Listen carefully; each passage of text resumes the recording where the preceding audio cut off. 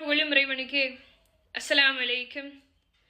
இஸ்லாத்தினுடைய பார்வையில் பாவங்கள் எப்படி பார்க்கப்படுகிறது அப்படின்னு சொன்னால், நம்ம ஒரு சின்ன பாவம் செய்கிறோன்னு வைங்களேன், அந்த சின்ன சின்ன பாவங்கள் எல்லாம் ஒன்று சேர்க்கப்படும் போது அது பெரும் பாவமாக பார்க்கப்படுகிறது. ஆனால் பெற்றோர் விஷயம் அப்படின்னு வரும்போது ஒரு சின்ன பாவம் கூட பெரும் பாவமாக கணக்கிடப்படுகிறது. இதை ஏன் நான் சொல்கிறேன்னு சொன்னால், ஒரு நல்ல நபித்தோழர் அல்கமா ரலியல்லாஹு அன்ஹு மரண தருவாயில் இருக்கிறார். நம்ம எல்லோருக்கும் தெரிஞ்சது தானே. மரண தருவாயில் இருக்கும்போது கலிமா ஷஹாதத் சொல்லி கொடுப்பாங்க. அதே மாதிரி அல்கமாவிற்கும் கலிமா ஷஹாதத் சுற்றி இருக்கக்கூடிய எல்லோரும் சொல்லி கொடுக்குறாங்க. ஆனால் அவருக்கு கலிமா வாயில வரலை.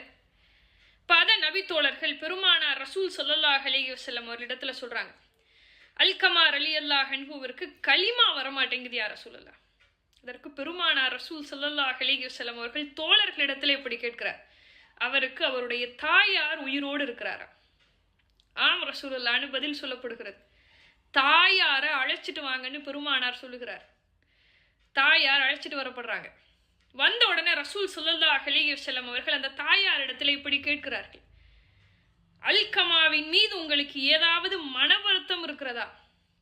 அதற்கு அந்த தாயார் இப்படி பதில் சொல்றாங்க, ஆம் யா ரசூலல்லாஹ், அவர் மீது எனக்கு மன வருத்தம் இருக்கிறது.